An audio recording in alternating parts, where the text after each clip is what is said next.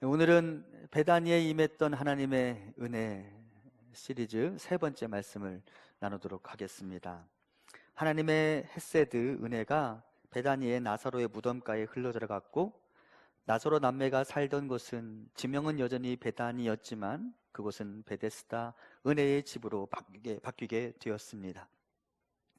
일반적으로 은혜라는 단어를 정의할 때면 이렇게 이야기합니다. 은혜란 받을 자격이 없는 자에게 공짜로 베푸시는, 거저 베푸시는 하나님의 호의, 선물이라고 정의합니다.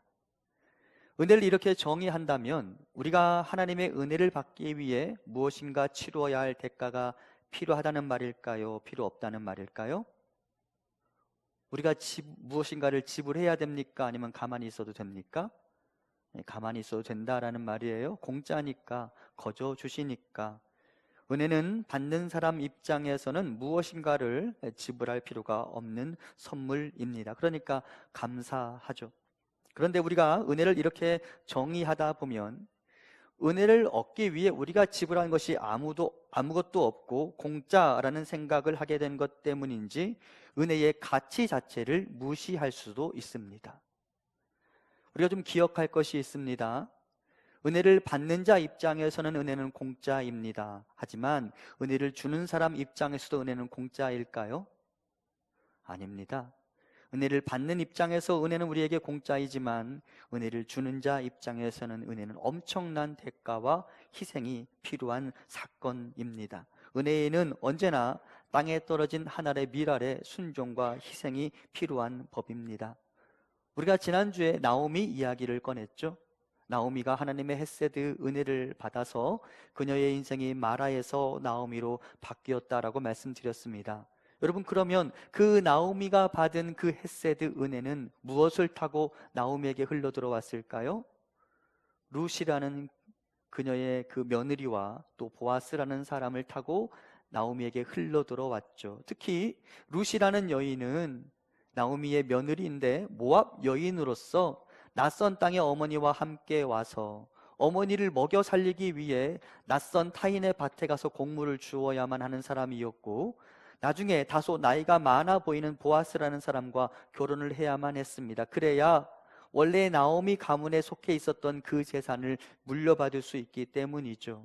달리 말하면 하나님이 나오미에게 복을 주셨는데 그 나오미가 받은 복은 룻이라는 여인의 희생과 헌신, 순종을 통해 나오미에게 임했다라고 볼 수 있습니다. 즉, 은혜는 순종과 희생이라는 대가 지불을 통해 사람에게 베풀어지는 것입니다. 요한복음 11장에서 베다니 사람들이 받은 은혜는 그러면 누구의 희생과 헌신으로 만들어진 것일까요? 다름 아니라 예수 그리스도, 그분이 하늘의 미랄이 되어지는 순종을 경험함으로 베다니의 사람들이 은혜를 받았습니다. 사실 요한복음 11장과 12장은 예수 그리스도께서 다른 사람을 살리기 위해 오히려 자기 자신을 죽음으로 몰아가는 내용을 담고 있습니다. 이미 베다니 근처의 예루살렘, 즉 유대 사람들은 예수님에 대해 살기가 등등한 상태였습니다. 오늘 본문 8절입니다. 제자들이 말하되 랍비여, 방금도 유대인들이 돌로 치려 하였는데 또 그리로 가시려 하나이까. 지금 예수님이 그곳에 도착하기만 하면 예수님을 향하여 돌을 던질 준비가 되어 있는 사람들이 거기 기다리고 있었습니다. 그럼에도 예수님은 유대 지역으로 발걸음을 옮기셨습니다. 자신의 죽음으로 다른 사람을 살리기 위한 여정을 떠나셨습니다. 그것을 자신의 사명으로 여기셨기 때문이죠. 실제로 요한복음 11장에서 예수님께서 나사로를 살리신 다음 사람들이 이렇게 반응했다고 말하죠. 이날부터는 그들이 예수를 죽이려고 모의하니라. 제가 요한복음 11장의 본문에서 조금 주목하고 싶은 부분은 예수님 자신도 이미 번뇌로 가득한 상태였다는 점입니다.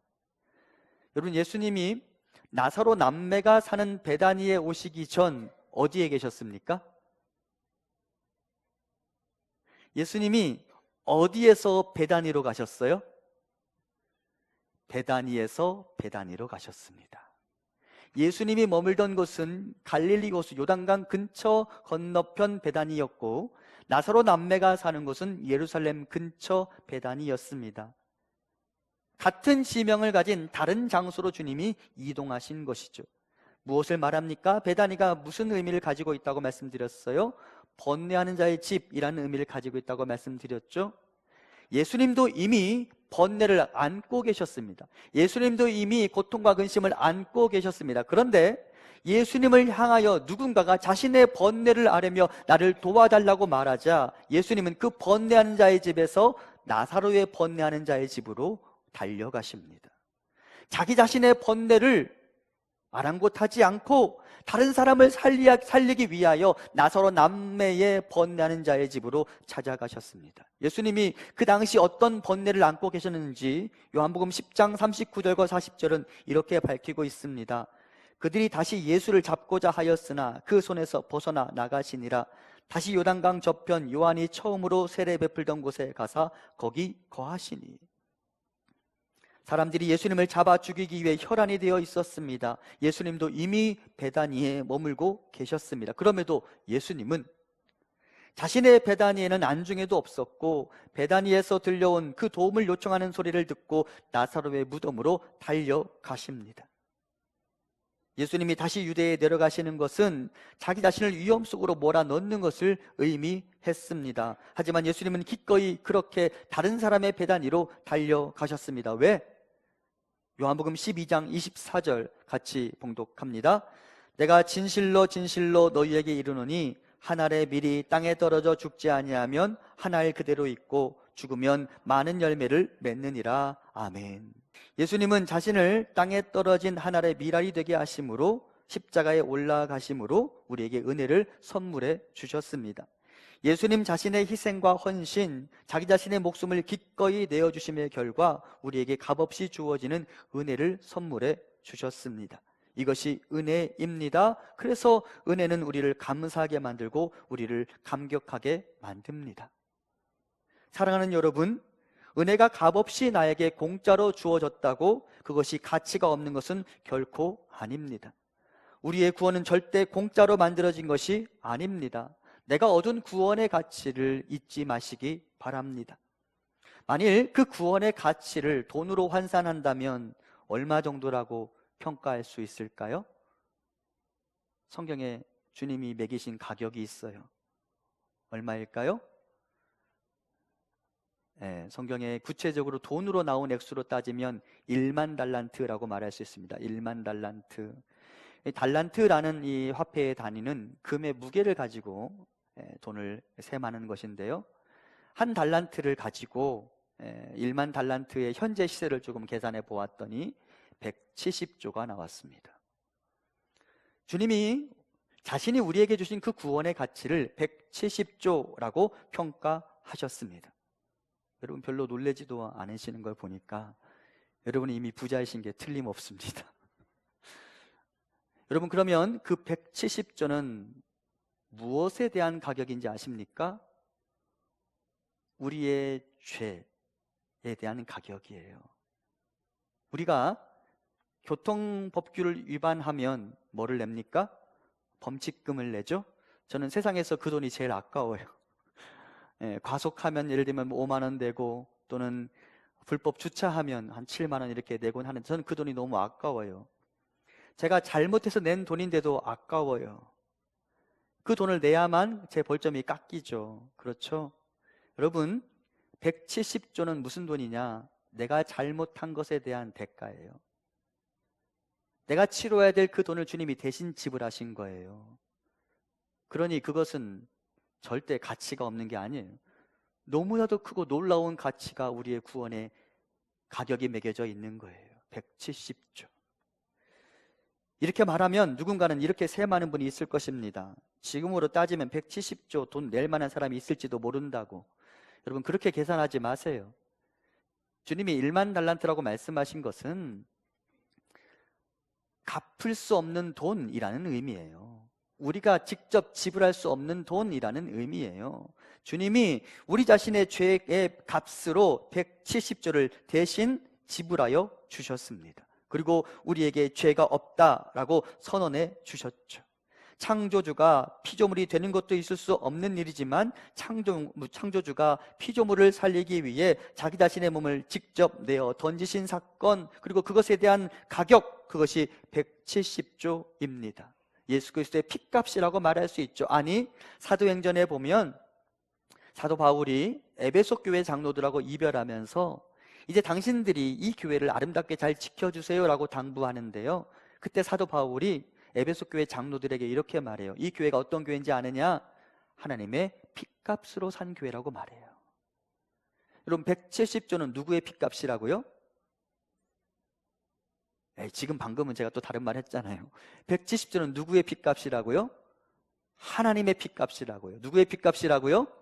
하나님의 핏값이에요. 창조주가 피조물의 죄를 사해주기 위해 자기 자신이 직접 피를 흘리신 그 핏값이 170조라는 말이에요. 그게 1만 달란트라는 말이에요. 그러니 우리가 받은 구원은 우리는 공짜로 받았지만 절대 가치가 없는 것이 아니라고 말할 수 있습니다. 그 은혜를 묵상하고 나면 우리는 저절로 겸손해져요.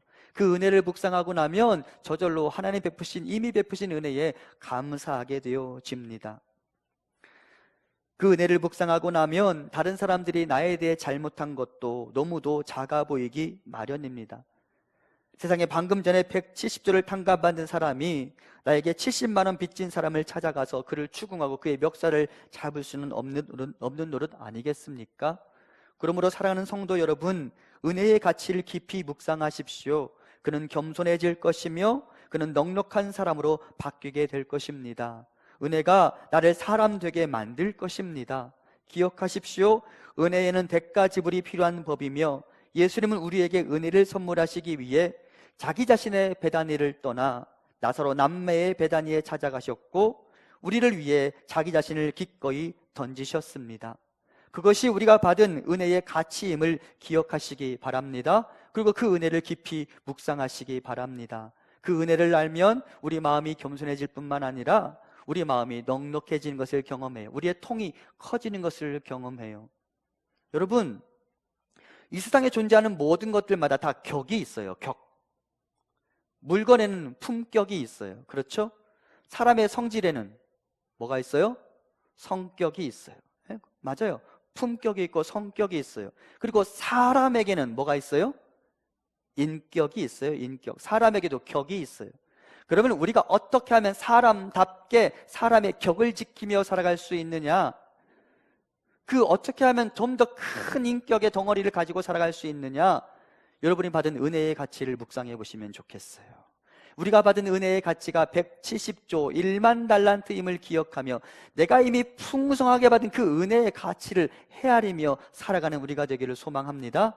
그러면 그 은혜에 대한 고백과 감사와 함께 내가 내 주변의 사람들을 향해 넉넉해지는 것을 경험하게 될 것입니다.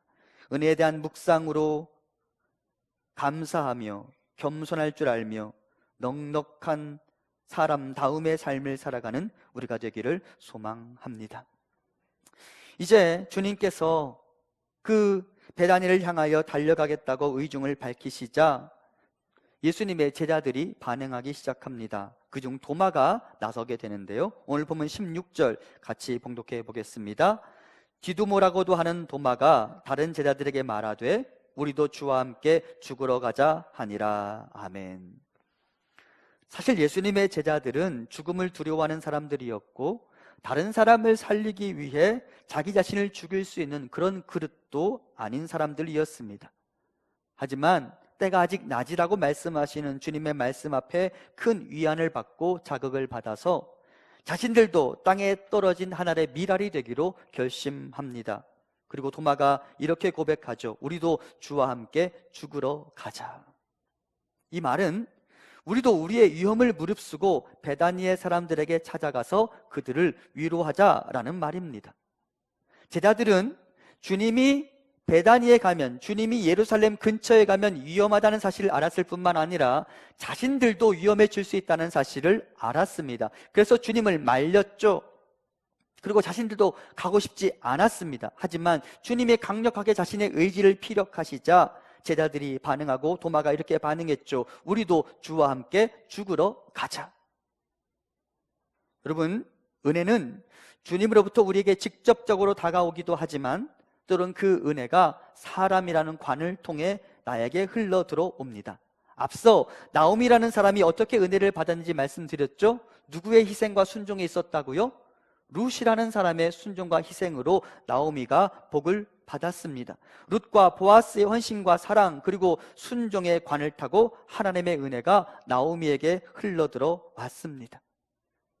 이제 성도인 우리는 그 은혜의 통로가 되어야 합니다. 성도는 주와 함께 죽으러 가서 또 다른 번뇌하는 자 무덤 속의 나사로를 살려낼 수 있어야 합니다. 성도는 나의 희생과 헌신을 감수하면서도 무덤 속의 나사로를 긍휼히 여기며 그를 위해 기꺼이 베다니를 찾아가 은혜의 통로가 되어야 합니다. 내 베다니가 더 급하다고, 나부터 살아야 한다고 말하지 않고 나의 베다니를 뒤로 하고 더 아프고 더 급한 그 사람의 베다니로 달려가고 그를 베데스다의 사람으로 바꾸는 은혜의 통로가 되기를 소망합니다. 우리가 그런 사람들이 되어야 합니다. 그것이 지금 이 시간 도마의 고백이므로 도마의 믿음이 참으로 위대하다라고 말할 수 있습니다. 하지만 도마의 믿음과 다짐 그리고 그 고백은 실패하고 말았습니다.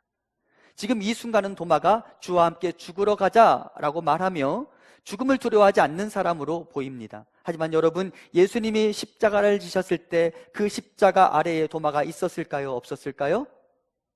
없었습니다. 도마는 도망가고 말았습니다. 살기 위해서. 도마뿐만 아니라 사도 요한을 제외한 다른 제자들이 다 도망가고 말았습니다.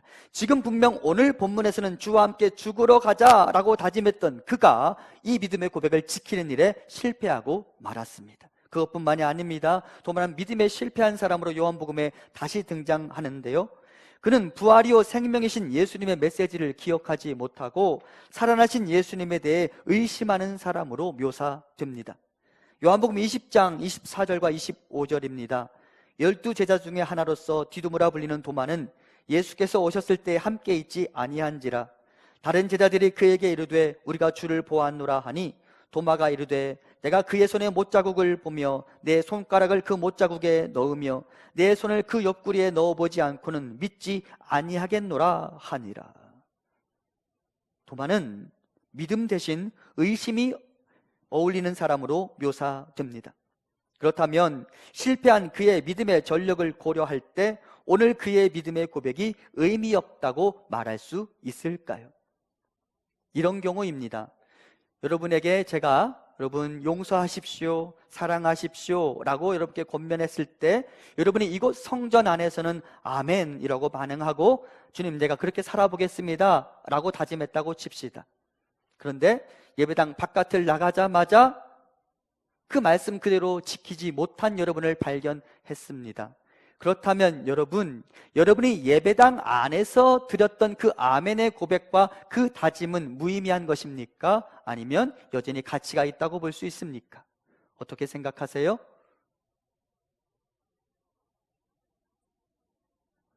우리는 대부분 내가 여기서 아멘 했다가 금세 넘어지곤 하는 나를 보면서 실망합니다. 그리고 나 자신에 대해 속상해하고 그런 나 자신을 바라보는 일에 어려움을 겪습니다. 그렇다면 오늘 이렇게 도마가 고백했던 이 도마의 고백은 그 진정성을 의심해도 되는 것인가? 라는 의문이 제가 말씀을 준비하면서 제 안에 떠오르게 되었습니다. 과연 이 도마의 고백은 진정성이 있다고 볼 수 있는 것인가? 그렇게 말씀을 묵상하다가 여러분과 함께 예전에 나누었던 베드로와 유다가 성만찬의 자리에서 주님께 던졌던 질문에 대해서 제가 생각하게 되었습니다. 베드로와 유다가 예수님과 함께 마지막 만찬의 자리에 있었습니다. 그때 주님이 이렇게 말씀하셨죠. 너희 중에 하나가 나를 팔리라. 그러자 베드로를 비롯한 다른 제자들과 거기 있었던 유다가 거의 똑같은 질문을 주님께 던집니다. 마태복음 26장 21절 이하입니다. 그들이 먹을 때 이르시되 내가 진실로 너희에게 이르노니 너희 중에 한 사람이 나를 팔리라 하시니 그들이 몹시 근심하여 각각 여짜오되 주여 나는 아니지요. 예수를 파는 유다가 대답하여 이르되 랍비여 나는 아니지요. 두 사람이, 베드로를 포함한 다른 제자들 중에 베드로가 있었으니까 베드로와 유다가 주님을 향하여 똑같은 질문을 던졌습니다. 주님, 나는 아니지요. 그리고 이 질문 후에 베드로는 믿음을 지키는 일에 실패했고 예수님을 부인했습니다. 유다 또한 믿음을 지키는 일에 실패하고 예수님을 팔아 넘겼습니다. 그렇다면 두 사람이 마지막 성만찬 현장에서 주님께 드렸던 질문, 나는 아니지요 라는 말도 같은 수준으로 이해되어야 합니까? 두 사람의 질문을 똑같이 평가해야 합니까? 아닙니다. 베드로는 정말 부인하고 싶지 않았습니다. 하지만 실패했습니다. 반면 유다는 이미 배반할 작정을 하고 있었고 그는 결국 예수님을 팔아 넘겼습니다. 두 사람이 같은 질문을 던졌지만, 그리고 두 사람이 같이 실패했지만 두 사람의 그때의 마음은 완전히 달랐다라고 볼 수 있습니다. 베드로는 머물 각오를 하고 질문을 던졌고 유다는 떠날 각오를 하고 질문을 던졌습니다. 두 사람의 질문은 문자적으로는 같았을지 모르지만 내용상으로는 완전히 달랐다라고 볼 수 있습니다. 베드로는 비록 실패했지만 정말 주님 곁에 머물 각오를 하고 나는 아니지요 라고 물었습니다. 그렇게 본다면 도마가 결국 주님을 부인하고 달아나 버렸지만 지금 이 자리에서 도마의 고백, 우리도 주와 함께 죽으러 가자라는 그 문장 자체에 우리가 진정성을 의심할 필요는 없다라는 결론에 이르게 됩니다. 도마의 고백은 정당한 것이에요. 그리고 우리는 도마의 고백을 기억할 필요가 있습니다. 비록 주님의 전을 나가자마자 우리가 실패할 수 있어요. 주님의 전을 나가자마자 말씀대로 살지 못하는 나를 발견할 수 있어요. 여러분, 그렇기 때문에 오늘 여기에서도 그런 고백을 하면 안 되는 게 아니라는 말입니다. 비록 실패할 수 있지만, 비록 다시 넘어질 수 있지만 오늘 우리는 여기에서 그럼에도 불구하고 다시 고백해야 합니다. 아멘이라고 반응해야 하며 내가 주님 뜻대로 살아보겠습니다 라고 다짐하셔야 된다는 말입니다. 사랑하는 성도 여러분, 주님의 전을 나아가 설사 실패한 한이 있더라도 지금 여기에서 그렇게 믿음으로 고백하시기 바랍니다. 주님 뜻대로 살겠습니다. 아멘이라고 반응하셔야 합니다. 왜냐? 그래야만 나중에 삶이 달라져요. 베드로가 진정성을 가지고 주님 나는 아니지요 라고 고백했죠. 그리고 실패했어요. 하지만 실패가 베드로의 끝이 아니었죠. 베드로는 이루 말할 수 없는 주님의 영광스러운 사도로 변모하게 되었습니다. 도마 또한 마찬가지예요.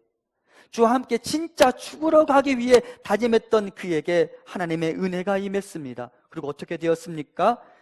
요한복음 20장 27절과 28절 우리 같이 한번 봉독해 보겠습니다. 도마에게 이르시되 내 손가락을 이리 내밀어 내 손을 보고 내 손을 내밀어 내 옆구리에 넣어보라. 그리하여 믿음 없는 자가 되지 말고 믿는 자가 되라. 도마가 대답하여 이르되 나의 주님이시요 나의 하나님이시니이다. 아멘. 설사 실패한다 해도 지금 여기에서 다시 고백하고 또 고백하고 또 고백하면, 다시 다짐하고 또 다짐하고 또 다짐하다 보면 우리는 어느새 성숙한 믿음의 사람 도마가 되어 있을 것입니다. 자주 실패한다고 좌절하지 마십시오. 실패한다 해도 우리는 다시 여기에서 작정하면 됩니다. 주님 뜻대로 살겠습니다. 깨어지기 쉬운 우리의 믿음이지만 실망하지 말고 다시 다짐하고 도전하시기 바랍니다. 지금 실패해도 괜찮습니다. 한 가지만 기억하면 됩니다. 예수가 그리스도이심을 믿는 믿음만 있으면 됩니다. 이것만 흔들리지 않으면 됩니다. 믿음이 시작점이 되어서 아직 열매가 없지만 나중에라도 하나님은 우리에게 열매를 베풀어 주실 것입니다. 넘어졌어도 괜찮습니다. 깨진 흔적이 있어도 괜찮습니다. 상처난 그것 때문에 너무 속상해하지 마십시오. 단 완전히 부서지지는 말아야 합니다. 하나님은 완전히 부서지지만 않으면 나를 보배로 만드실 것입니다. 설사 지금 넘어진다 해도 다시 다짐하시기 바랍니다. 다시 일어나시기 바랍니다. 완전히 박살나지 않으면 됩니다. 그러면 하나님은 나의 믿음을 들어 아름다운 작품으로 만드실 것입니다. 실패를 두려워하지 말고 매번 다시 다짐하십시오. 주님 뜻대로 살 것입니다. 주님 말씀대로 살 것입니다. 그러면 우리는 바뀔 것입니다. 조금 금이 가도 괜찮습니다. 완전히 박살나지 않는다면 그에게는 기회가 있는 법입니다. 값이 나가는 도자기를 만드는 방법 중에 킨츠키라는 것이 있다고 예전에 소개해드린 적이 있습니다. 킨츠키는 금으로 수리하다라는 뜻으로 깨진 도자기를 송진이나 금 등을 이용해서 보수하는 일본 예술의 한 형태입니다. 때로는 이렇게 깨진 것을 보수하고 만들어 놓은 이 작품 킨츠키가 아무 흠도 없는 자기보다 더 비싼 가격에 거래되는 일도 있다고 합니다. 사람들은 한번 깨진 것은 값어치가 없다고 생각합니다. 하지만 한번 상처난 이 도자기도 전문가의 손에 들려지면 그 어떤 멀쩡한 자기보다 더 값이 나가는 보물로 바뀌기 마련입니다. 우리도 오늘의 믿음의 고백을 지켜내지 못한 것 때문에 속상해할 수 있고 스스로를 자책할 수 있지만 그렇게 반응하지 마시기 바랍니다. 실패했어도 괜찮습니다. 상처가 난 나 자신을 하나님께로 가져가면 하나님은 나를 보배로 킨츠키로 만드실 것이기 때문입니다. 우리의 믿음은 그렇게 만들어지는 것입니다. 실패한 사람이 더 단단해지면서 비로소 하나님의 성품 안으로 들어가게 되어 있습니다. 우리는 본래 깨어지기 쉬운 그릇, 깨어지기 쉬운 돌멩이가 아닙니까? 여러분, 예수님께서 갈릴리 어부 시몬을 부르셨어요. 그리고 그의 이름을 뭐라고 바꾸어 주셨습니까? 게바 베드로라고 바꾸어 주셨습니다. 게바 베드로 무슨 의미예요? 반석이라는 의미입니다. 견고한 반석. 하지만 여러분, 주님을 만난 뒤로도 베드로는 여전히 철이 없었어요. 여전히 그는 상처와 상처를 반복하면서 깨지고 또 깨지곤 했던 사람입니다. 그런데 여러분, 주님이 그 아무것도 보잘것없는 그 돌멩이를 안고 품으시고 그를 다듬으시기 시작하자 그가 반석이 되었습니다. 여러분, 예수님의 직업이 뭔지 아세요? 예수님의 직업이 뭐예요? 목수이죠. 목수. 목수하면 무엇을 소재로 일하는 사람으로 여겨지세요? 나무, 그렇죠? 나무를 자르고 망치질을 하는 사람으로 여겨지는데, 당대의 목수는 나무를 소재로 일하는 사람이기도 했지만 돌을 소재로 일하는 사람이기도 했어요. 예수님은 오히려 나무보다는 돌을 소재로 생계를 유지하는 가정에서 태어났을 가능성이 더 높습니다. 예수님은 돌을 다루는 사람이었어요. 그런데 그 베드로가 그 돌을 다루시는 예수님 손에 올라가자 그가 반석이 되었습니다.